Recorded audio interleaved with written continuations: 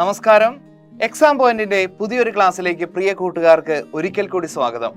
നമ്മൾ ഇന്ന് 10ാം ക്ലാസ്സിലെ കേരള പാഠാവലിയിലെ 9ാമത്തെ പാഠഭാഗമായിട്ടുള്ള ആത്മാവിന്റെ വെളിപാടുകളാണ് എടുക്കാൻ പോകുന്നത്. ഇത് പെരുമ്പടവം ശ്രീധരന്റെ വളരെ പ്രശസ്തനായിട്ടുള്ള ഒരു നോവലിസ്റ്റും അതുപോലെ തന്നെ തിരക്കഥാകൃത്തും ഒക്കെയാണ് ശ്രീ പെരുമ്പടവം ശ്രീധരൻ. അദ്ദേഹത്തിന്റെ വളരെ പ്രശസ്തമായിട്ടുള്ള ഒരു നോവലുണ്ട്, ഒരു സങ്കീർത്തനം പോലെ. അതിലെ ഒരു കുറച്ചു ഭാഗമാണ് നമുക്ക് പഠിക്കാനായിട്ടുള്ളത്. റഷ്യൻ നോവലിസ്റ്റ് ആയിട്ടുള്ള ലോക പ്രശസ്ത എഴുത്തുകാരൻ ശ്രീ ഫിയോദർ ദസ്തയേവ്സ്കിയുടെ ആത്മകഥയാണ്, അദ്ദേഹത്തിന്റെ ജീവിതമാണ് ഒരു സങ്കീർത്തനം പോലെ എന്ന നോവല്. ജീവിതത്തെ പ്രസാദാത്മകമായി നോക്കിക്കാണണം എന്ന സന്ദേശമാണ് പെരുമ്പടവം ശ്രീധരൻ ഇവിടെ മുന്നോട്ട് വയ്ക്കുന്നത്. പ്രിയ കൂട്ടുകാരോടും ഇത് തന്നെയാണ് പറയാനുള്ളത്. ജീവിതത്തെ വളരെ പോസിറ്റീവായിട്ട് പ്രസാദാത്മകമായി നോക്കിക്കാണുക. എത്ര പ്രതിസന്ധി വന്നു കഴിഞ്ഞാലും തളരാതെ മുന്നോട്ട് പോകാനുള്ള ഒരു കരുത്ത് നിങ്ങൾക്കുണ്ടാവണം. എങ്കിൽ മാത്രമാണ് ജീവിത വിജയം നേടാനും കഴിയുകയുള്ളൂ. നമുക്ക് പാഠഭാഗത്തിലേക്ക് കിടക്കാം. അതിനു മുമ്പ് ഒരു കാര്യം പറയുകയാണ്. നമ്മൾ ഈ പാഠഭാഗം എടുക്കുന്നത് എക്സാം പോയിന്റിന്റെ ഗൈഡിനെ ആസ്പദമാക്കിയിട്ടാണ്. നിങ്ങൾക്ക് എന്തെങ്കിലും അത്യാവശ്യ വിവരങ്ങൾ വേണമെങ്കിൽ ആ ഒരു ഗൈഡ് നോക്കാവുന്നതാണ്. നമുക്ക് പാഠഭാഗത്തിലേക്ക് കിടക്കാം. നോവലിന്റെ പേരെന്താണ്? ഒരു സങ്കീർത്തനം പോലെ. എഴുതിയിരിക്കുന്നത് ശ്രീ പെരുമ്പടവം ശ്രീധരൻ. പാഠഭാഗത്തിന്റെ പേര് ആത്മാവിന്റെ വെളിപാടുകൾ. ഭ്രാന്താലയത്തിന്റെ ഷേക്സ്പിയർ എന്ന് വിശേഷിപ്പിക്കപ്പെടുന്ന ശ്രീ ഫിയോദർ ദസ്തയേവ്സ്കിയുടെ ജീവിതത്തെ ആസ്പദമാക്കി നമ്മുടെ പ്രിയപ്പെട്ട എഴുത്തുകാരൻ ശ്രീ പെരുമ്പടവം ശ്രീധരൻ രചിച്ച നോവലാണ് ഒരു സങ്കീർത്തനം പോലെ. 12 വർഷത്തിനിടയ്ക്ക് ഏകദേശം 100,000-ഓളം കോപ്പികൾ വിറ്റഴിഞ്ഞ ഈ നോവൽ പല ഭാഷകളിലേക്കും വിവർത്തനം ചെയ്യപ്പെട്ടിട്ടുണ്ട്. ഈ ഒരു നോവലിന്റെ പ്രത്യേകത എന്ന് പറയുന്നത് ജീവിതത്തെ പ്രസാദാത്മകമായി നോക്കിക്കാണണം എന്നുള്ളതാണ്. ദസ്തയേവ്സ്കിയുടെ ജീവിതം നമുക്കറിയാം. ഒട്ടനവധി പ്രശ്നങ്ങൾ അദ്ദേഹത്തിന്റെ ജീവിതത്തെ വഴിമുട്ടിച്ചിട്ടുണ്ട്. എന്നിട്ട് പോലും ഒരിക്കൽ പോലും തളരാതെ നല്ല രീതിയിൽ തന്നെ അദ്ദേഹം തന്റെ ജീവിതം മുന്നോട്ട് പോകുന്നു. സ്റ്റെനോഗ്രാഫറായിട്ട് വന്ന അന്നയുടെയും അതുപോലെ തന്നെ ദസ്തയേവ്സ്കിയുടെയും പ്രണയവും അന്നയുടെ വരവോടുകൂടി അദ്ദേഹത്തിന്റെ ജീവിതത്തിൽ ഉണ്ടാകുന്ന മാറ്റവും എല്ലാമാണ് ഈ ഒരു നോവൽ പരാമർശിച്ചു പോകുന്നത്. 1992 ദീപിക വാർഷിക പതിപ്പിലായിരുന്നു ഇത് ആദ്യമായിട്ട് പ്രസിദ്ധീകരിക്കുന്നത്. പിന്നീട് 93 ഇത് നോവൽ രൂപത്തിലേക്ക് മാറ്റി എഴുതുകയായിരുന്നു. 16 അധ്യായങ്ങളുള്ള ഒരു നോവലാണ് ഒരു സങ്കീർത്തനം പോലെ. ഇതിലെ 10ാമത്തെ അധ്യായമാണ് നമുക്ക് പഠിക്കാനുള്ളത്, ആത്മാവിന്റെ വെളിപാടുകൾ. ഹൃദയത്തിനുമേൽ ദൈവത്തിന്റെ കയ്യൊപ്പുള്ള വ്യക്തിയായിട്ടാണ് ഇവിടെ ദസ്തയേവ്സ്കിയെ പെരുമ്പടവം ശ്രീധരൻ കാണുന്നത്.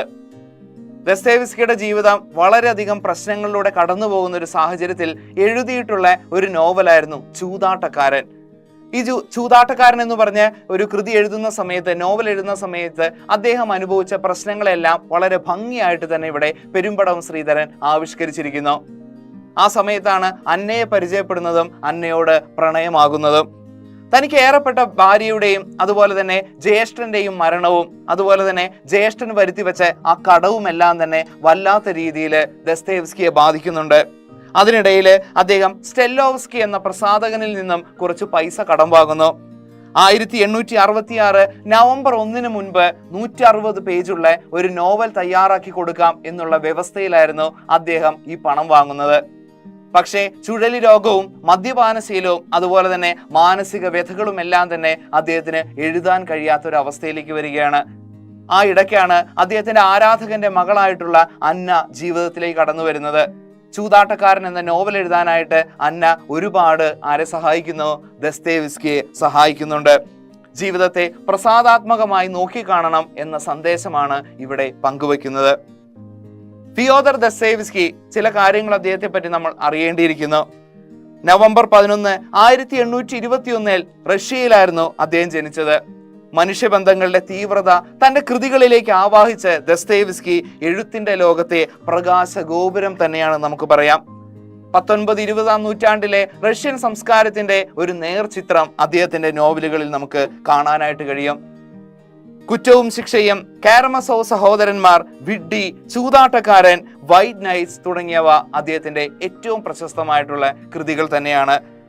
1881 ഫെബ്രുവരി 9 അദ്ദേഹം ഈ ലോകത്ത് നിന്ന് വിടവാങ്ങുന്നത്.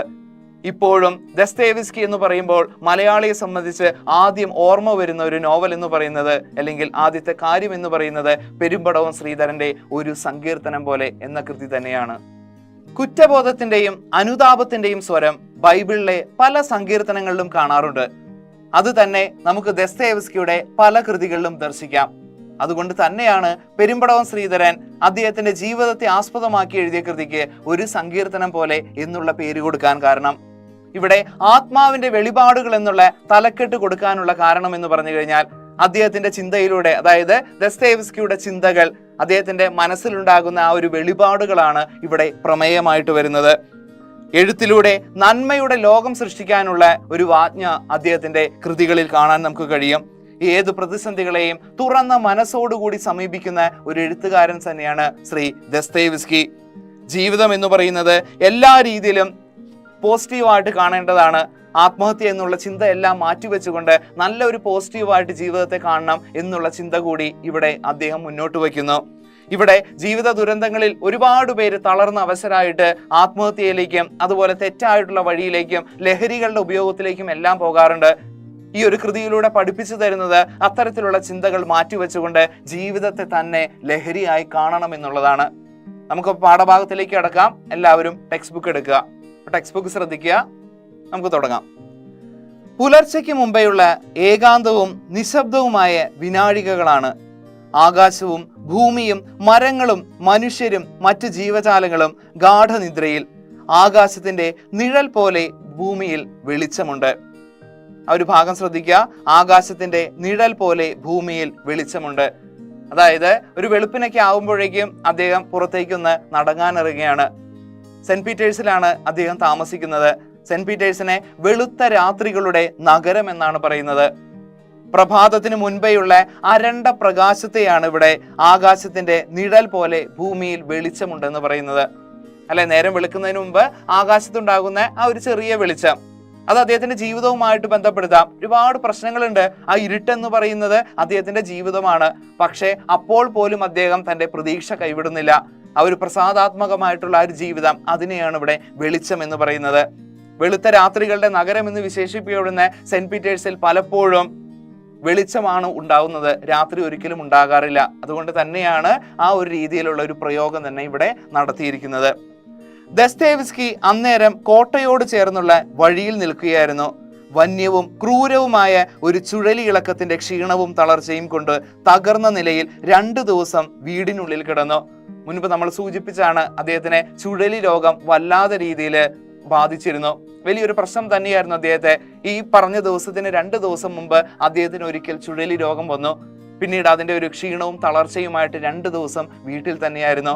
പിന്നീടാണെന്ന് വെളുപ്പിനൊന്ന് നടക്കാനായിട്ട് ഇറങ്ങുന്നത്.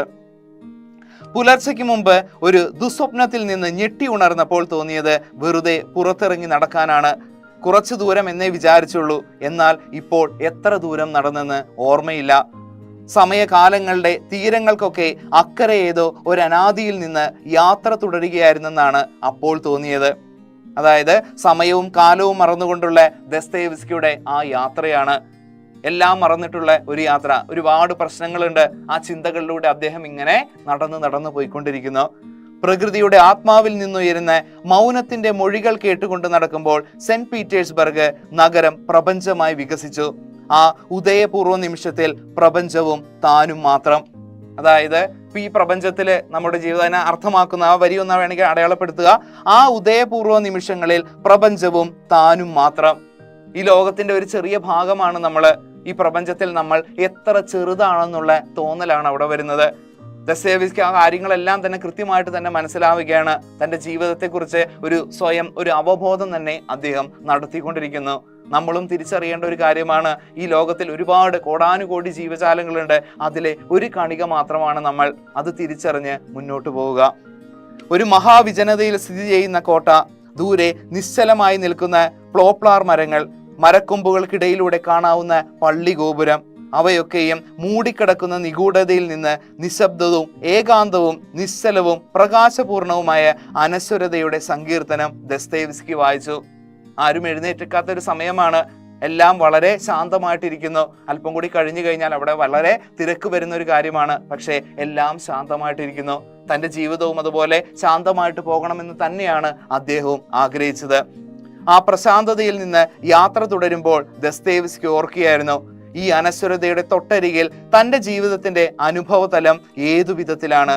ഏതോ ശാപനിലത്തിന്റെ മധ്യത്തിൽ. അദ്ദേഹം ചിന്തിക്കുകയാണ്, വളരെ പ്രശാന്താത്മകമായിട്ടുള്ള ഒരു ജീവിതമാണ്, അതായത് ഒരു കാലാവസ്ഥയാണ് ഇപ്പോൾ. ആ സമയത്ത് തൻ്റെ ജീവിതത്തെ പറ്റി അദ്ദേഹം ചിന്തിക്കുകയാണ്, ശരിക്കും ഒരു ശാപനിലത്തിന്റെ മധ്യതയിലാണ് താൻ കിടക്കുന്നതെന്ന് അദ്ദേഹത്തിന് തോന്നിപ്പോവുകയാണ്.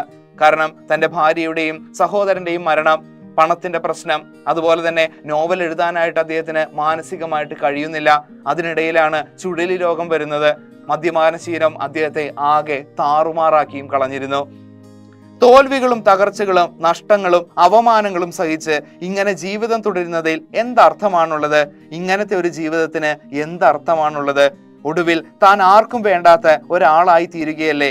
എല്ലാവരിൽ നിന്നും ഒറ്റപ്പെട്ട് തികച്ചും ഏകാകിതയിൽ വഴിയരികിൽ വലിച്ചെറിയപ്പെട്ട ഒരു പാറക്കഷ്ണം പോലെയല്ലേ ഇപ്പോൾ എൻ്റെ അവസ്ഥ? ഓർത്തു നോക്കുമ്പോൾ അങ്ങനെ തോന്നിപ്പോകുന്നു.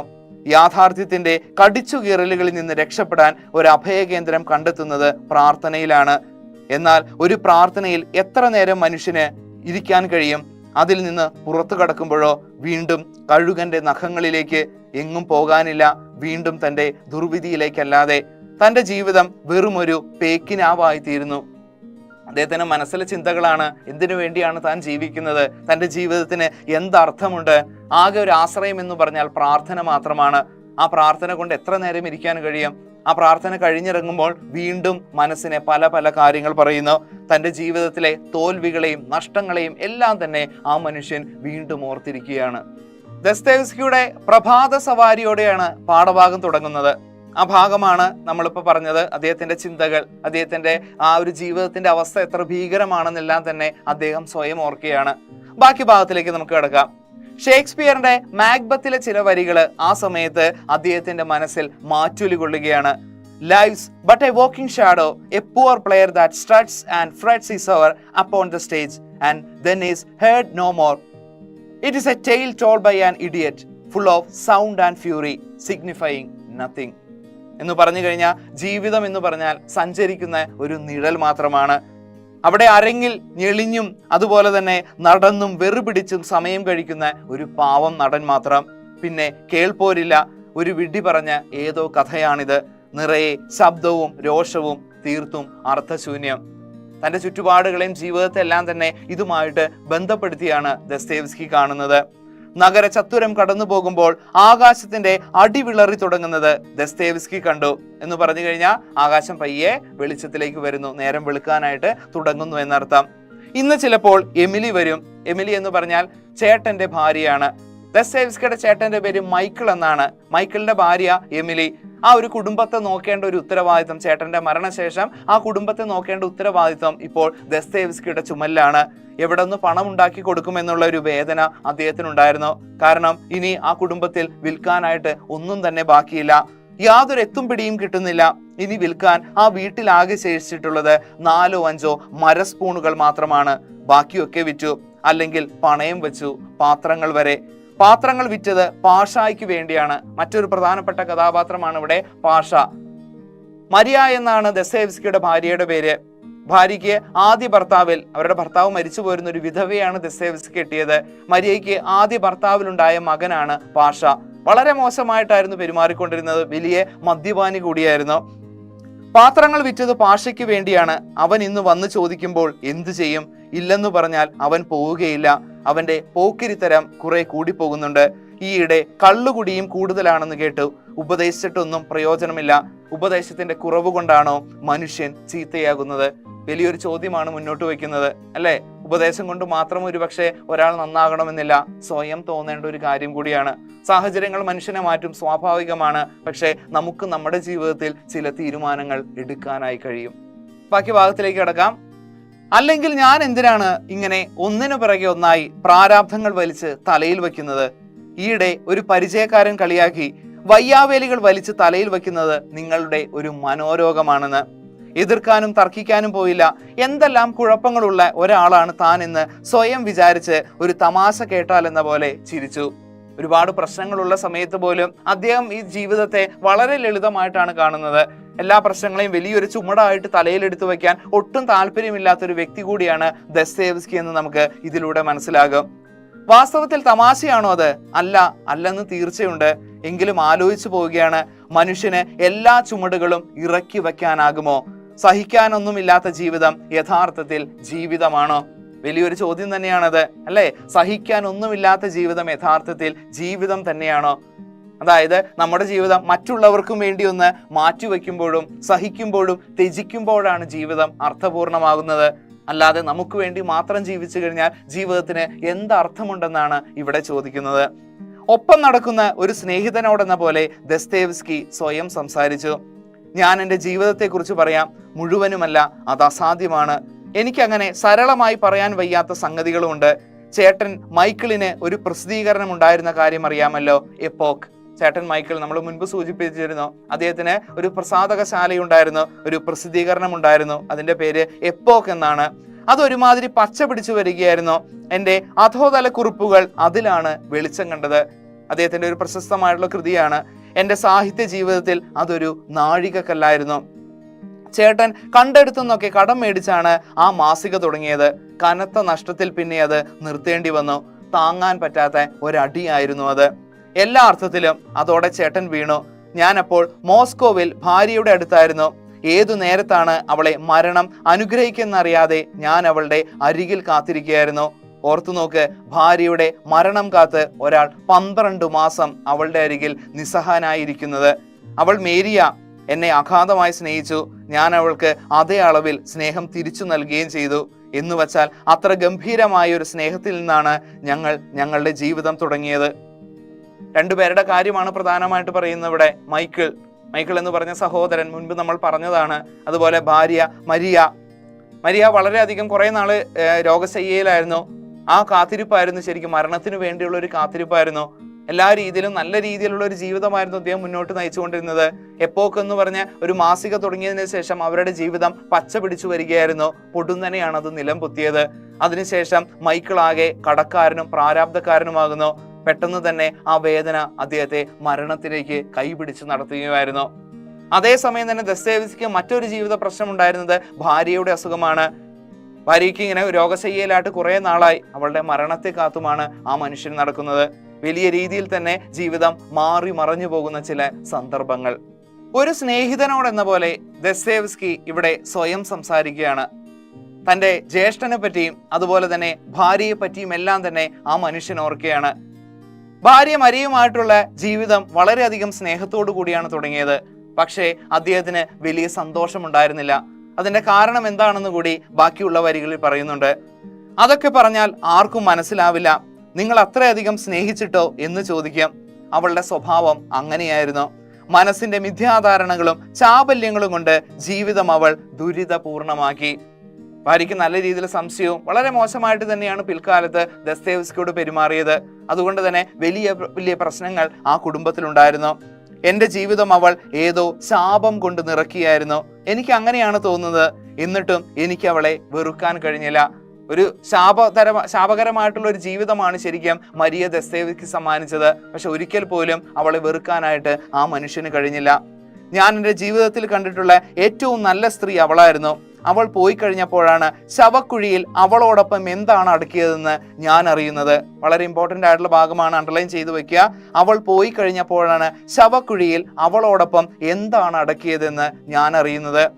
മേരിയോടുള്ള ഒരു സ്നേഹമാണ്, സ്നേഹത്തിന്റെ ആഴമാണ് അവിടെ കാണാൻ കഴിയുന്നത്. നഷ്ടപ്പെട്ടതിന്റെ വേദന വളരെയധികം മനസ്സിലാക്കുന്ന ഒരു വ്യക്തിയാണ് ദസ്തേവ്സ്കി. ആ നഷ്ടത്തിന്റെ വില എത്ര വലുതാണെന്ന് ഈ വരികളിൽ നമുക്ക് ദർശിക്കാനായി കഴിയും. ആ നിമിഷം തൊട്ട് എൻ്റെ ജീവിതത്തിലുണ്ടായ ശൂന്യതയെക്കുറിച്ച് ഓർക്കുമ്പോൾ, ദൈവമേ, അത്രമേൽ സ്നേഹിച്ച ഒരാളുടെ മരണം നമ്മുടെ ജീവിതത്തെ എത്ര നിശൂന്യമാക്കി തീർക്കുമെന്ന് ഇപ്പോൾ ഞാൻ അറിയുന്നു. അല്ലെ, വളരെയധികം നമുക്ക് ഇഷ്ടപ്പെട്ടവരുടെ ഒരു വേർപാട് എത്രത്തോളം ഭീകരമാണ്, എത്രത്തോളം വേദന നൽകുന്നതാണെന്ന് ഈ വരികളിൽ കാണാം. അത് തന്നെയാണ് പറയുന്നത്. എത്രയോ ദൈവമേ എന്നാണ് അദ്ദേഹം വിളിക്കുന്നത്. അത്രമേൽ സ്നേഹിച്ച ഒരാളുടെ മരണം നമ്മുടെ ജീവിതത്തെ എത്ര നിശൂന്യമാക്കി തീർക്കുമെന്ന് ഇപ്പോൾ ഞാൻ അറിയുന്നു. ജീവിതത്തെ ശരിക്കും പലപ്പോഴും നമുക്ക് ഇഷ്ടപ്പെട്ടവരുടെ ഒരു വേർപാട് ഒരു ശൂന്യതയാണ് സമ്മാനിക്കുന്നത്. അതുകൊണ്ട് തീർന്നോ? ഇല്ല, 3 മാസം കഴിഞ്ഞ് ചേട്ടനും മരിക്കുന്നു. എന്ത് ഭീകരമായിരുന്നു അത്! എൻ്റെ ജീവിതത്തിൽ അവർ രണ്ടുപേരുടെയും സ്നേഹത്തിന് പകരം വയ്ക്കാൻ എന്താണുള്ളത്? ചേട്ടനുണ്ടാക്കി വെച്ച കടങ്ങൾ. ആ ഭാഗത്ത് പറയുന്നത് അത്രയും വേണ്ടപ്പെട്ടവരായിരുന്നു രണ്ടുപേര്, ഭാര്യയും അതുപോലെ തന്നെ സ്വന്തം സഹോദരനും. രണ്ടുപേരുടെയും മരണം അക്ഷരാർത്ഥത്തിൽ അദ്ദേഹത്തെ നടുക്കി കളഞ്ഞു, തകർത്ത് കളയുകയാണ് ഉണ്ടായത്. അതിനിടയിൽ അദ്ദേഹം ഉണ്ടാക്കി വെച്ച കടങ്ങൾ, അതായത് മൈക്കിൾ എന്ന് പറഞ്ഞ സഹോദരൻ ഉണ്ടാക്കി വെച്ച കടങ്ങളും അദ്ദേഹത്തെ സാരമായി തന്നെ ബാധിക്കുകയുണ്ടായി. ചേട്ടന്റെ കടങ്ങൾ, ചേട്ടന്റെ അനാഥമായ കുടുംബം എനിക്ക് കൈമലർത്താൻ ഒക്കുമോ? ആ ചരടുകളെല്ലാം കൂടി കെട്ടുപിണഞ്ഞ് ആ കെട്ടുകളിൽ കുരുങ്ങിക്കിടന്ന് എൻ്റെ ജീവിതം പിടയുന്നു. മറ്റൊരു പ്രധാനപ്പെട്ട ഒരു ചോദ്യം തന്നെയാണ്, അത് പരീക്ഷയ്ക്ക് പലപ്പോഴും വരാറുള്ള ഒരു ചോദ്യമാണ്. ആ ചരടുകളെല്ലാം കൂടി കെട്ടുപിണഞ്ഞ് ആ കെട്ടുകളിൽ കുരുങ്ങിക്കിടന്ന് എൻ്റെ ജീവിതം പിടയുന്നു. അദ്ദേഹത്തിന്റെ അവസ്ഥയെ പറ്റിയിട്ടാണ് പറയുന്നത്. ചുഴലി രോഗവും അതുപോലെ തന്നെ ഭാര്യയുടെ മരണവും അതുപോലെ തന്നെ മൈക്കിൾ എന്ന് പറഞ്ഞ സഹോദരന്റെ മരണവും അതുപോലെ തന്നെ അദ്ദേഹത്തിന്റെ എപ്പോക്ക് എന്ന് പറഞ്ഞ ആ ഒരു മാസിക, ആ ഒരു ഇത് മൊത്തം തകർന്നതിന് ശേഷം അദ്ദേഹം ഉണ്ടാക്കി വെച്ച കടങ്ങൾ വീട്ടാനുള്ള ഒരു ഓടിപ്പാച്ചിലും എല്ലാം കൊണ്ടും ആകെ ഒരു വല്ലാത്തൊരു വെപ്രാളത്തിൽ ജീവിക്കുന്ന ഒരു അവസ്ഥയാണ് ഇപ്പോൾ ദസ്തയേവ്സ്കിയുള്ളത്. ബന്ധങ്ങളും കടമകളും ഉണ്ടാക്കി വെച്ച കുറെ പ്രശ്നങ്ങൾ, അതാണ് ഇവിടെ സൂചിപ്പിക്കുന്നത്. ദസ്തയേവ്സ്കി തിരികെ വീട്ടിലെത്തുമ്പോഴും നേരം പുലർന്നിട്ടില്ല. ഫെദോസിയ ഉണർന്ന് അടുക്കളയിൽ എന്തോ ചെയ്യുകയായിരുന്നു. കോണിപ്പടികൾ കയറി മുകളിൽ ചെന്നു. സെറ്റിയിൽ ചാരിക്കിടന്ന് കണ്ണുകളടച്ച് നെടുതായി നിശ്വസിച്ചു. ഫെദോസിയ എന്ന് പറഞ്ഞ അദ്ദേഹത്തിന്റെ പരിചാരികയാണ്. വലതുകൈ സെറ്റിയിലിരുന്ന് പുസ്തകത്തിൽ ചെന്നുമുട്ടി. നോക്കിയപ്പോൾ ബൈബിളാണ്. ഇന്നലെ എവിടെയാണ് ഇയ്യോബിനെ വായിച്ചു നിർത്തിയത്? ഇയ്യോബിന്റെ പുസ്തകം എന്ന് പറഞ്ഞു കഴിഞ്ഞാൽ എന്താണ്? പഴയ നിയമം. അവിടെ അടയാളം വച്ചിരുന്നു. അവിടം തൊട്ട് വീണ്ടും വായിച്ചു. ഇടയ്ക്കിടയ്ക്ക് ഇയ്യോബിനെ വായിക്കുന്നത് ഒരു ശീലമായിരിക്കുന്നു. നമ്മൾ ആദ്യമേ പറഞ്ഞൊരു കാര്യമുണ്ട്, അദ്ദേഹം ഇപ്പോൾ ശരിക്കും എല്ലാ തരത്തിലും അഭയം കാണുന്നത് പ്രാർത്ഥനയിലാണ്. എത്ര സങ്കടം ഉണ്ടായി കഴിഞ്ഞാലും ബൈബിൾ എടുത്തു വെച്ച് വായിക്കുക അദ്ദേഹത്തിന്റെ ശീലമായി കഴിഞ്ഞിരിക്കുന്നു. ലജ്ജാപൂർണനായി ഞാൻ എൻ്റെ കഷ്ടത കാണുന്നു. തല ഉയർത്തിയ നീ ഒരു സിംഹം പോലെ എന്നെ നായാടും. പിന്നെയും എന്നിൽ നിന്റെ അത്ഭുത ശക്തി കാണിക്കും. നിന്റെ സാക്ഷികളെ നീ വീണ്ടും വീണ്ടും എൻ്റെ നേരെ നിർത്തുന്നു. നിന്റെ ക്രോധം എൻ്റെ മേൽ വർദ്ധിപ്പിക്കുന്നു. അവ ഗണം ഗണമായി വന്ന് പൊരുതുന്നു. നീ എന്നെ ഗർഭപാത്രത്തിൽ നിന്ന് പുറപ്പെടുവിച്ചത് എന്തിന്? ഒരു കണ്ണും എന്നെ കാണാതെ എൻ്റെ പ്രാണൻ പോകുമായിരുന്നു. ഞാൻ ജനിക്കാത്തതുപോലെ ഇരിക്കുമായിരുന്നു. ഗർഭപാത്രത്തിൽ നിന്ന് എന്നെ ശവക്കുഴിയിലേക്ക് കൊണ്ടുപോകുമായിരുന്നു. എൻ്റെ ജീവിതകാലം ചുരുക്കമല്ലയോ? ഇരുളും അന്ധത തമസുമുള്ള ദേശത്തേക്ക് അർദ്ധരാത്രി പോലെ കൂരിരുളും ക്രമമില്ലാതെ അന്ധതമസും വെളിച്ചം അർദ്ധരാത്രി പോലെയുള്ള ദേശത്തേക്ക് തന്നെ മടങ്ങി വരാത്തവണ്ണം പോകുന്നതിന് മുമ്പേ ഞാൻ അല്പം ആശ്വസിക്കേണ്ടതിന് നീ മതിയാക്കി എന്നെ വിട്ടുമാറണമേ. കഷ്ടത നിമിത്തം ഇയ്യോബ് പോലും തന്റെ ജന്മദിനത്തെ ശപിച്ചു. അതിന്റെ സന്ധ്യാനക്ഷത്രങ്ങൾ ഇരുണ്ടു പോകട്ടെ എന്ന് സ്വന്തം ഹൃദയത്തിൽ ദസ്തയേവ്സ്കി പറഞ്ഞു. ആശ്വാസം കിട്ടാനാണ് ഇയ്യോബിന്റെ പുസ്തകം എടുത്ത് വായിച്ചത്. അപ്പോൾ പോലും അദ്ദേഹത്തിന് കൃത്യമായിട്ട് ആശ്വാസം കിട്ടുമായിരുന്നില്ല. തന്റെ ജീവിതം ഒരു ശാപത്തിൽ നിറഞ്ഞതാണെന്ന് തന്നെ അദ്ദേഹം പലപ്പോഴും വിശ്വസിച്ചു പോയിരുന്നു. പക്ഷേ തളരാനുള്ള ഒരു മനസ്സില്ലെങ്കിൽ പോലും തന്റെ അവസ്ഥ അത്രയും ഭീകരമായപ്പോൾ അറിയാതെ അദ്ദേഹത്തിന്റെ നെഞ്ചു പിടയുന്നത് നമുക്കിവിടെ കാണാം. സ്വന്തം ഹൃദയത്തിൽ ദസ്തയേവ്സ്കി പറഞ്ഞു, ഞാൻ അങ്ങനെയൊന്നും ചെയ്യുന്നില്ല. സഹിക്കുകയും ഇതിൻ്റെയൊക്കെ അർത്ഥം എന്താണെന്ന് അത്ഭുതപ്പെടുകയും മാത്രമേ ചെയ്യുന്നുള്ളൂ. എൻ്റെ പീഡാനുഭവങ്ങളെ സ്നേഹിക്കാൻ ഞാൻ പഠിച്ചു കഴിഞ്ഞു. എൻ്റെ പീഡാനുഭവങ്ങളെ സ്നേഹിക്കാൻ ഞാൻ പഠിച്ചു കഴിഞ്ഞു എന്ന് പറഞ്ഞു കഴിഞ്ഞാൽ നമ്മൾ ചങ്ങമ്പുഴയുടെ വരികൾ പോലെ വേദന വേദന ലഹരി പിടിക്കും വേദന ഞാനതിൽ മുഴുകട്ടെ മുഴുകട്ടെ മമ ജീവനിലൊഴുകും മുരളി മൃദുരവം ഒഴുകട്ടെ എന്ന് പറഞ്ഞു കഴിഞ്ഞാൽ ഇത്രയും സങ്കടങ്ങളുണ്ട്. ഇഷ്ടപ്പെട്ടവരുടെ ഒരു വേർപാട്, അതുപോലെ തന്നെ കടം, ദാരിദ്ര്യം, അതുപോലെ തന്നെ ചുഴലി രോഗം, ഇതൊന്നും അദ്ദേഹത്തെ തളർത്തുന്നില്ല. ഇതെല്ലാം ജീവിതത്തിന്റെ ഒരു ഭാഗമായിട്ട് തന്നെ കാണാനായിട്ട് ആ മനുഷ്യന്റെ മനസ്സ് പാകപ്പെട്ടു കഴിഞ്ഞിരിക്കുന്നു. 8 അടിക്കുന്നതിന് മുമ്പ് അന്ന വന്നു. 2 ദിവസം വെറുതെ പോയതിന്റെ ഉത്കണ്ഠയുണ്ട് അവൾക്ക്. വന്ന ഉടനെ അന്ന ചോദിച്ചു, എങ്ങനെ ഫയദോറിന് ഇന്ന് സുഖം തോന്നുന്നുണ്ടോ? ദസ്തയേവ്സ്കി പറഞ്ഞു, തീർച്ചയായും ഞാൻ ഇന്ന് നേരത്തെ ഉണർന്നു. പുലർച്ചയ്ക്ക് മുമ്പ് കുറെ ദൂരം നടന്നു. ഇപ്പോൾ നല്ല ഉന്മേഷം തോന്നുന്നുണ്ട് എനിക്ക്. കഥാസന്ദർഭങ്ങൾ മനസ്സിൽ ത്രസിച്ചു നിൽക്കുന്നു. വെറുതെ കണ്ണടച്ചങ്ങ് പറഞ്ഞാൽ മതി. നോട്ട്ബുക്കും പെൻസിലും എടുത്ത് അന്ന മേശക്കരികിൽ എഴുതാനിരുന്നു. ദസ്തയേവ്സ്കിയുടെ സ്റ്റെനോഗ്രാഫറാണ് മറ്റൊരു കഥാപാത്രം അന്ന. അന്നയുടെയും ദസ്തയേവ്സ്കിയുടെ ഒരു പ്രണയം, അന്നയുടെ ഒരു വരവിന് ശേഷം അദ്ദേഹത്തിന്റെ ജീവിതത്തിലുണ്ടാകുന്ന മാറ്റമെല്ലാമാണ് കാണുന്നത്. ചൂതാട്ടക്കാരൻ എന്ന് പറഞ്ഞ നോവൽ എഴുതാനാണ് അദ്ദേഹം തുടങ്ങിയത്. അതൊരു വഴിമുട്ടി നിൽക്കുന്ന സമയത്ത് ഒരു മാലാഖയെ പോലെയാണ് അവൾ എത്തുന്നത് അന്ന. നോവലിലേക്ക് പ്രവേശിക്കുമ്പോൾ അദ്ദേഹം അനുഭവിക്കുന്ന ആത്മസംഘർഷം ആ മനസ്സിന്റെ സുതാര്യതയിലൂടെ അവൾക്ക് കാണാൻ കഴിയുന്നുണ്ട്. ഈ വരികളിൽ തെളിയുന്ന ഒരു കാര്യം എന്താണെന്ന് വെച്ച് കഴിഞ്ഞാൽ, അന്നയ്ക്ക് കൃത്യമായിട്ട് തന്നെ ദസ്തയേവ്സ്കിയെ മനസ്സിലാക്കാൻ കഴിയുന്നുണ്ട്. അദ്ദേഹത്തിന്റെ മാനസിക വ്യഥ, അതുപോലെ തന്നെ അദ്ദേഹത്തിന്റെ ആത്മസംഘർഷങ്ങളെല്ലാം തന്നെ കൃത്യമായിട്ട് ഒപ്പിയെടുക്കാനായിട്ട് കഴിയുന്ന ഒരു വ്യക്തി കൂടിയായിരുന്നു അന്ന. അതിനിടയ്ക്ക് കട്ടൻ ചായ കുടിച്ചുകൊണ്ടിരിക്കുമ്പോൾ ദസ്തയേവ്സ്കി പറഞ്ഞു, എനിക്ക് ഈ നോവൽ അത്ര വേഗം എഴുതി തീർക്കണമെന്നില്ല. വിസ്മയത്തോടെ അവൾ ചോദിച്ചു, അതെന്താ? നവംബർ 1 മുമ്പ് നോവൽ കൊടുത്തില്ലെങ്കിൽ സ്റ്റെല്ലോവ്സ്കിക്കാവില്ലേ ഇതുവരെ എഴുതിയതിന്റെയും ഇനി എഴുതാൻ ഇടയുള്ളതിന്റെയും ഒക്കെ അവകാശം?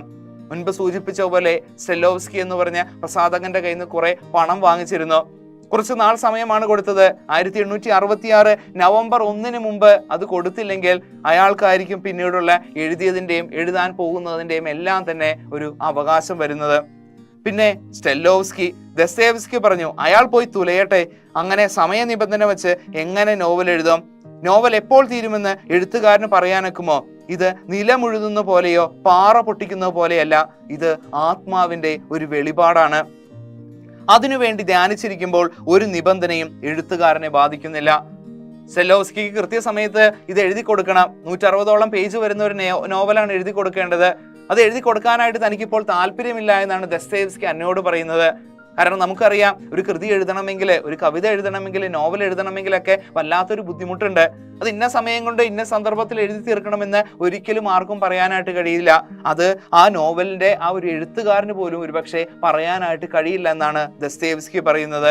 അത് ശരിക്കും ഒരു ആത്മാവിന്റെ വെളിപാടാണ്. നമ്മുടെ ഉള്ളിലുള്ള ചിന്തകൾ, ആഗ്രഹങ്ങൾ, മോഹങ്ങൾ, സ്വപ്നങ്ങൾ, അറിഞ്ഞതും പറഞ്ഞതും അനുഭവിച്ചതുമായിട്ടുള്ള കാര്യങ്ങളെല്ലാം തന്നെയാണ് ഒരു കൃതിയായിട്ട് രൂപപ്പെടുന്നത്. അത് തന്നെയാണ് ഇവിടെ ദസ്തയേവ്സ്കിയും പറയുന്നത്. അത് പറഞ്ഞാൽ മനസ്സിലാകുന്ന ആളാണോ ഈ സ്റ്റെല്ലോവ്സ്കി എന്ന മഹാനോ? അട്ടി എഴുത്തുകാരുടെ രക്തമൂറ്റി കുടിക്കുന്ന അട്ട, അല്ലെങ്കിൽ ചെകുത്താൻ? അയാളുടെ ആ ഒരു ധാർഷ്ട്യത്തെപ്പറ്റി ആ സ്റ്റെല്ലോവ്സ്കി എന്ന് പറഞ്ഞ വ്യക്തി എത്ര മോശമാണെന്നാണ് നമുക്ക് ഈ വരികളിൽ കാണാൻ കഴിയുന്നത്. അപ്പോൾ പിന്നെ ഞാൻ ഇതുവരെ എഴുതിയതും ഇനി എഴുതാനിടയുള്ളതുമായ പുസ്തകങ്ങൾ മുഴുവൻ അയാൾക്ക് എന്ന് വെച്ചാൽ അതിന്റെ ആദായം അയാൾ എടുത്തോട്ടെ. എന്നാൽ അയാളാണ് അത് എഴുതിയതെന്ന് വരില്ലല്ലോ. പറയുകയാണ് അദ്ദേഹം. അപ്പോഴും അതൊരു പോസിറ്റീവായിട്ടാണ് അദ്ദേഹം കാണുന്നത്. ഒന്ന് നോക്കിയ മക്കളെ, അത് അല്ലെ എന്ത് രസമായിട്ടാണ് അദ്ദേഹത്തിന്റെ ആ ഒരു ജീവിതം അദ്ദേഹം അടയാളപ്പെടുത്തുന്നത്, അല്ലെങ്കിൽ ചിന്തകൾ എത്ര പോസിറ്റീവാണെന്ന് നോക്കുക. ഞാൻ എഴുതിയ സാധനങ്ങളുടെയൊക്കെ ആദായം അയാൾ എടുത്തോട്ടെ, എനിക്ക് യാതൊരു കുഴപ്പമില്ല. പക്ഷെ എഴുതിയത് ഞാൻ തന്നെയാണല്ലോ, അതൊരിക്കലും സ്റ്റെല്ലോവ്സ്കിയുടെ പേരിൽ വരില്ലല്ലോ എന്നുള്ള ചോദ്യമാണ് ദസ്തയേവ്സ്കി അന്നയോട് ചോദിക്കുന്നത്. എന്തെന്നില്ലാത്തൊരു വിസ്മയത്തോടു കൂടി അന്ന ദസ്തയേവ്സ്കിയെ നോക്കി. ഒരു നിമിഷം കഴിഞ്ഞ് ഒരു കള്ളച്ചിരിയോടെ ദസ്തയേവ്സ്കി പറഞ്ഞു, പിന്നെ മറ്റൊരു കാരണമുണ്ട്. ഈ നോവൽ പെട്ടെന്ന് തീർന്നാൽ അന്ന പോവില്ലേ? അവൾക്ക് ചിരി വന്നു. അപ്പോൾ തമാശ പറയാനും അറിയാമല്ലേ? മറ്റൊരു പ്രധാനപ്പെട്ട കാര്യം, അന്ന എന്ന് പറഞ്ഞ ഒരു സ്ത്രീ കടന്നു വന്നതിന് ശേഷം, ആ കുട്ടിയുടെ ഒരു വരവിന് ശേഷം ദസ്തയേവ്സ്കിയുടെ ജീവിതം അല്പം സന്തോഷം നിറഞ്ഞിരുന്നു. ഒരു ആശ്വാസം തന്നെയായിരുന്നു അന്ന. ഈ നോവൽ പെട്ടെന്ന് എഴുതി തീർത്തു കഴിഞ്ഞാൽ അന്ന പോകും, അതുകൊണ്ടാണ് താൻ ഈ ഒരു നോവൽ എഴുതി തീർക്കാത്തതെന്ന് തമാശ രൂപേണ അദ്ദേഹം പറയുന്നു. ദസ്തയേവ്സ്കി നിഷേധാർത്ഥത്തിൽ തലയനക്കി. ഇത് തമാശയാണെന്ന് ആര് പറഞ്ഞു? അന്ന മറുപടി പറയാതെ മുഖം താഴ്ത്തി പെൻസിൽ കൊണ്ട് വെറുതെ കടലാസിൽ കോറിക്കൊണ്ടിരുന്നു. തന്റെ ഉള്ളിലൊരു ഇഷ്ടമാണ് ദസ്തയേവ്സ്കി അന്നയെ അറിയിക്കുന്നത്. അപ്പോൾ ദസ്തയേവ്സ്കി പറഞ്ഞു, ഇനിയും കാര്യമായി എന്തെങ്കിലും എഴുതി തരണമെന്നുണ്ട് എനിക്ക്. അനേകം ആശയങ്ങൾ മനസ്സിലുണ്ട് താനും, പക്ഷേ സാഹചര്യം അനുകൂലമല്ല. എന്തു ചെയ്യാം? ഞാൻ വല്ലാത്തൊരവസ്ഥയിലാണ്. ഈ കണക്കിന് പോയാൽ ഞാൻ തകർന്നു പോവുകയുള്ളൂ. തന്റെ മാനസികാവസ്ഥ മുഴുവൻ ദസ്തയേവ്സ്കി കൃത്യമായിട്ട് അന്നയോട് പറയുന്നുണ്ട്. താൻ അത്രയും തകർന്നൊരു അവസ്ഥയിലാണ്, എനിക്ക് എഴുതാനായിട്ട് കഴിയുന്നില്ല. പല ആശയങ്ങൾ മനസ്സിലുണ്ട്, പക്ഷെ അത് പറയാനായിട്ട് സ്വരുക്കൂട്ടാനായിട്ട് തനിക്ക് കഴിയുന്നില്ല. ഇങ്ങനെ പോയി കഴിഞ്ഞാൽ താൻ ആകെ തകർന്നു പോകുമെന്ന് അദ്ദേഹം പറയുന്നു. അവൾ മുഖമുയർത്താതെ ചോദിച്ചു, ആശയങ്ങൾ ഉണ്ടെങ്കിൽ പിന്നെ എഴുതിയാൽ എന്താ? ആരോ എഴുതിയത് ഞാൻ വായിച്ചിട്ടുണ്ട്. എഴുതാനൊന്നുമില്ലാത്തതാണ് മിക്ക എഴുത്തുകാരുടെയും പ്രശ്നമെന്ന്. ഏതായാലും ദൈവം സഹായിച്ച് എനിക്ക് അങ്ങനെ ഒരു അവസ്ഥയില്ല. സത്യത്തിൽ എഴുതാനുള്ളതിന്റെ ബാഹുല്യമോർത്താണ് ഞാൻ നടുങ്ങുന്നത്. എങ്കിൽ പിന്നെ എഴുതുക തന്നെ വേണം. എനിക്കങ്ങനെ പറയാമോ എന്നറിയില്ല. എന്നാലും പറയാം, മഹാനായ ദസ്തയേവ്സ്കി എഴുതുന്നത് വായിക്കാൻ കാത്തിരിക്കുന്ന വായനക്കാരുടെ ഒരു ലോകമുണ്ട്. അവൾ പറയുന്നുണ്ട്, ആശയങ്ങളുണ്ടെങ്കിൽ പിന്നെ എഴുതിയാൽ എന്താ? ഇതൊന്നും ഇല്ലാത്തവരാണ് ഇപ്പോൾ ലോകത്തുള്ളത്. പക്ഷെ അദ്ദേഹം പറയുന്നുണ്ട്, ഇഷ്ടം പോലെ ആശയങ്ങൾ എൻ്റെ മനസ്സിലുണ്ട്. എഴുത്തിനൊരു ഒരു മാറ്റം ഉണ്ടാവുക, അല്ലെങ്കിൽ എഴുതാൻ പറ്റാത്തൊരു അവസ്ഥ എനിക്ക് വരില്ല. പക്ഷെ എൻ്റെ മനസ്സിന്റെ ഒരു അവസ്ഥയാണ്. എന്നാൽ പിന്നെ എഴുതിക്കൂടെ എന്നാണ് അന്ന ഒരു പ്രോത്സാഹനം കൊടുക്കുന്നത്. അതുമാത്രമല്ല, ഒരുപാട് പേർ അദ്ദേഹത്തിന്റെ നോവലുകൾ വായിക്കാൻ, കൃതികൾ വായിക്കാൻ കാത്തിരിക്കുകയാണെന്ന് കൂടി അന്ന ഇവിടെ ദസ്തയേവ്സ്കിയെ ഓർമ്മിപ്പിക്കുന്നുണ്ട്. മനസ്സിലുള്ള എല്ലാ ആശയങ്ങളും എഴുതി തീർക്കാൻ ഭൂമിയിൽ പിറന്നവനാണ് താനെന്നുള്ള എഴുത്തുകാരന്റെ പ്രഖ്യാപനമായിരുന്നു അവിടെ നാം കണ്ടത്. അദ്ദേഹം പിന്നീട് പറയുന്നുണ്ട്, വളരെ കാലമായിട്ട് എന്നെ അലട്ടിയിരുന്ന ഒരു കൃതി, അതെന്നെ വല്ലാതെ പ്രലോഭിപ്പിക്കുന്നുണ്ട്, അതെനിക്ക് എഴുതണമെന്ന് കൂടി അന്നയോട് പറയുന്നു. നന്മയുടെ മൂർത്തിയായി ഒരു ശുദ്ധാത്മാവിനെ സൃഷ്ടിക്കുകയാണ് എൻ്റെ ലക്ഷ്യം. അതിനേക്കാൾ പ്രയാസമുള്ള എന്തു പണിയാണ് ഈ ഭൂമിയിലുള്ളത്, അതും കുടില ബുദ്ധികളുടെ ഈ കാലത്ത്. തിന്മ നിറഞ്ഞ ഒരു ലോകത്തിലെ നന്മയുടെ ഒരു ഓറ സൃഷ്ടിക്കുക, അതാണ് തൻ്റെ ലക്ഷ്യമെന്നാണ് അദ്ദേഹം പറയുന്നത്. തൻ്റെ എഴുത്തിലൂടെ ലോകത്തിന് നന്മയുടെ വെളിച്ചം പകർന്നു കൊടുക്കുക എന്നുള്ള എഴുത്തുകാരൻ്റെ ലക്ഷ്യം നമുക്ക് ഇവിടെ ദർശിക്കാം. അന്ന പറഞ്ഞു, എന്നാൽ പിന്നെ അത് വേഗം എഴുത്, കുറെ കഴിയുമ്പോൾ മനസ്സ് മാറിയാലോ? ഇല്ല, ദസ്തയേവ്സ്കി പറഞ്ഞു, അതിൻ്റെ കാര്യത്തിൽ ഒരു മാറ്റവുമില്ല, അതൊക്കെ എഴുതാൻ വേണ്ടിയാണ് ഞാൻ ഭൂമിയിൽ അവതരിച്ചത്. മുൻപ് നമ്മൾ സൂചിപ്പിച്ചത് തന്നെയാണ് ഇവിടെ, അല്ലേ? ഇതെല്ലാം എഴുതി തീർത്തിട്ടാണ് ഞാൻ ഈ ഭൂമിയിൽ നിന്ന് പോവുകയുള്ളൂ. അതൊരു എഴുത്തുകാരൻ്റെ ഒരു കോൺഫിഡൻസ് കൂടി നമുക്ക് അവിടെ കാണാം. പിന്നെ കുറെ നേരം സെറ്റിയിൽ മലർന്നു കിടന്ന് മച്ചിൻ മുകളിൽ നോക്കിക്കൊണ്ട് ദസ്തയേവ്സ്കി പറഞ്ഞു, അതിലൊരു കഥാപാത്രം ഉണ്ടാവും, ഒരു 16 വയസ്സുകാരൻ ഇപ്പോലിത്ത്, ക്ഷയരോഗം മൂലം മരിച്ചുകൊണ്ടിരിക്കുന്ന ഒരാൾ. അവൻ ആത്മഹത്യക്ക് ശ്രമിക്കുക. ആത്മഹത്യയിലൂടെ മനുഷ്യന്റെ ജീവിതത്തിന്മേലും മരണത്തിന്മേലും ദൈവത്തിനുള്ള അധികാരത്തെ ചോദ്യം ചെയ്യുകയാണ് ഉന്നം. പക്ഷേ പാളിപ്പോകുന്നു. ഒരിക്കൽ കണ്ടുമുട്ടുമ്പോൾ അവൻ മിഷ്കിനോട് ആവശ്യപ്പെടും എങ്ങനെ മരിക്കണമെന്ന് ഉപദേശിക്കാൻ. തന്റെ നിഷ്കളങ്കതയിലും ആത്മീയതയിലും വിശ്വസിക്കുന്ന അവനോട് മിഷ്കിൻ പറയും, ഞങ്ങളുടെ ആനന്ദത്തിന് ഞങ്ങളോട് ക്ഷമിച്ചുകൊണ്ട് ഞങ്ങളെ കടന്നു പോവുക. അത് പറയുമ്പോൾ ദസ്തയേവ്സ്കിയുടെ തൊണ്ടയിടറി. അന്ന നോക്കുമ്പോൾ അദ്ദേഹം നിറഞ്ഞൊഴുകുന്ന സ്വന്തം കണ്ണുകൾ തുടയ്ക്കുന്നു. ഇവിടെ നമുക്കൊരു പ്രധാനപ്പെട്ട ഒരു കഥാപാത്രത്തെ കൂടെ പരിചയപ്പെടാം, മിഷ്കിൻ എന്ന് പറഞ്ഞ കഥാപാത്രം. മറ്റുള്ളവർക്ക് വേണ്ടി പീഡാനുഭവങ്ങൾ ഏറ്റുവാങ്ങുന്ന ഒരു കഥാപാത്രമാണ് മിഷ്കിൻ. തൻ്റെ ജീവിതാനുഭവങ്ങളിൽ നിന്ന് ശക്തി ആർജിക്കുന്ന ഒരു കഥാപാത്രം. അത് തന്നെയാണ് ഇവിടെ നമുക്ക് ദസ്തയേവ്സ്കിനെ കാണാൻ കഴിയുന്നത്. തൻ്റെ ജീവിതാനുഭവങ്ങളിൽ നിന്നാണ് അദ്ദേഹം ശക്തി ആർജിക്കുന്നത്. ഒരുപാട് കഷ്ടതകൾ അദ്ദേഹം അനുഭവിക്കുന്നുണ്ട്. ആ വേദനകൾ അദ്ദേഹം തൻ്റെ കഥാപാത്രങ്ങൾ വീതിച്ചു കൊടുക്കുന്നു എന്ന് നമുക്ക് ഇവിടെ പറയാനായിട്ട് കഴിയും. അത് പറയുമ്പോൾ ദസ്തയേവ്സ്കിയുടെ തൊണ്ടയിടറി. അന്ന നോക്കുമ്പോൾ അദ്ദേഹം നിറഞ്ഞൊഴുകുന്ന സ്വന്തം കണ്ണുകൾ തുടയ്ക്കുന്നു. കുരിശിൽ കിടന്ന് പ്രാണൻ പിടയുമ്പോൾ, പിതാവേ, ഇവർ ചെയ്യുന്നത് എന്തെന്ന് ഇവർ അറിയുന്നില്ല, ഇവരോട് പൊറുക്കണമേ എന്ന് ക്രിസ്തു പ്രാർത്ഥിച്ചത് അന്ന അറിയാതെ ഓർത്തുപോയി. അദ്ദേഹത്തിന്റെ ഈ അവസ്ഥ കണ്ടപ്പോൾ കുരിശിൽ കിടന്ന് ക്രിസ്തു പ്രാർത്ഥിച്ച വരികളാണ് അവൾ ഓർത്തത്. പിതാവേ, ഇവർ ചെയ്യുന്നത് എന്തെന്ന് ഇവർ അറിയുന്നില്ല, ഇവരോട് പൊറുക്കണമേ. കുറ്റയും ശിക്ഷയും വായിച്ചു കൊണ്ടിരുന്നപ്പോൾ തന്റെ പിതാവ് പറഞ്ഞതും അന്നയുടെ ഓർമ്മയിൽ മാറ്റൊലി ഉണ്ടാക്കി.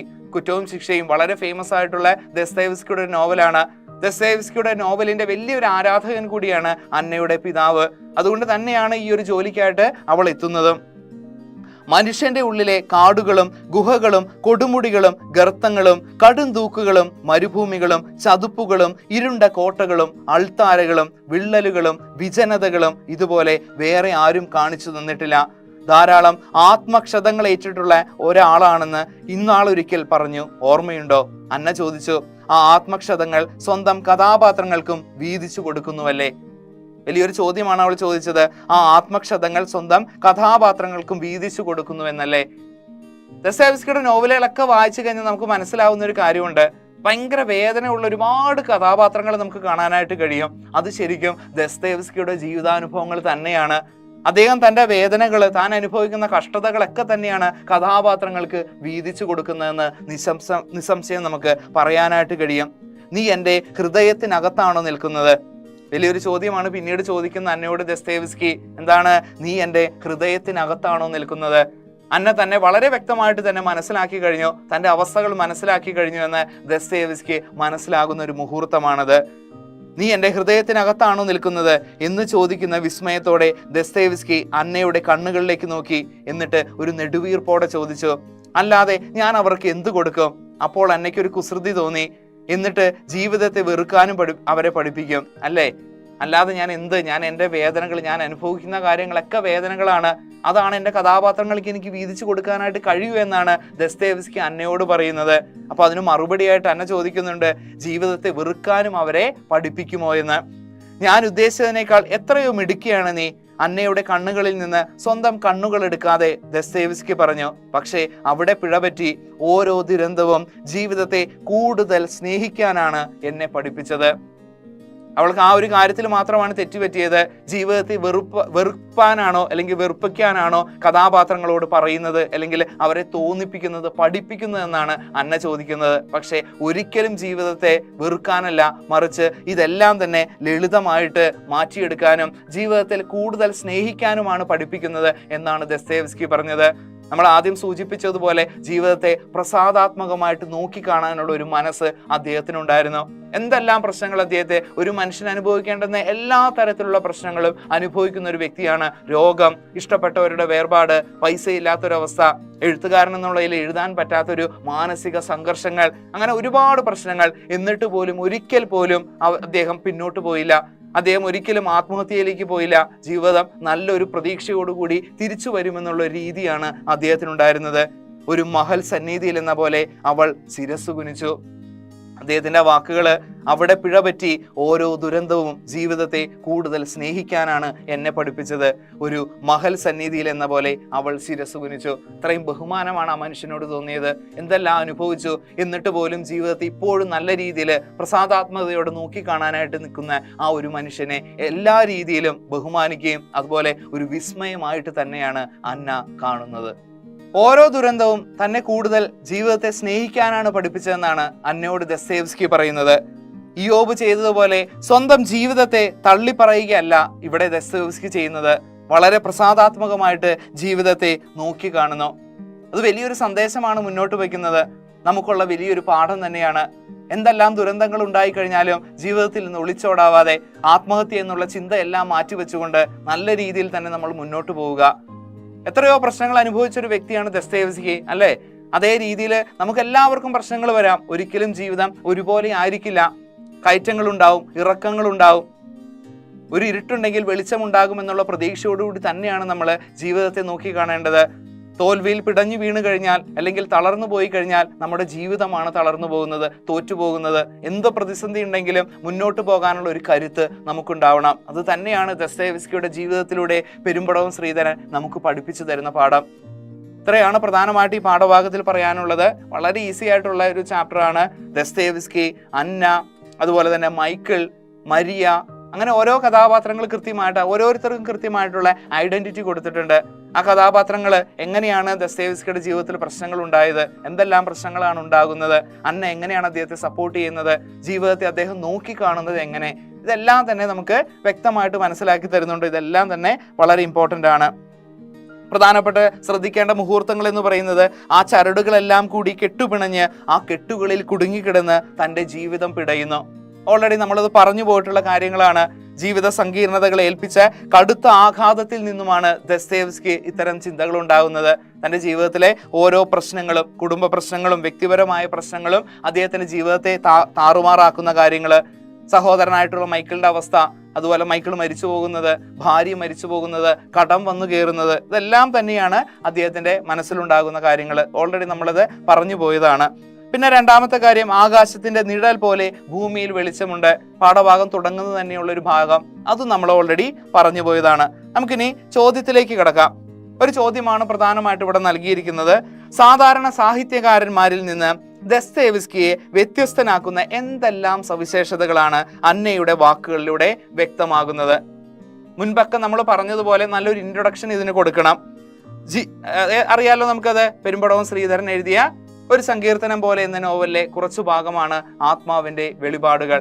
16 അധ്യായങ്ങളാണ് ഇതിനകത്തുള്ളത്. അതിലെ 10ാമത്തെ അധ്യായമാണ്. ആ കാര്യങ്ങൾ രേഖപ്പെടുത്തിയതിന് ശേഷം നമുക്ക് ആൻസറിലേക്ക് കിടക്കാം.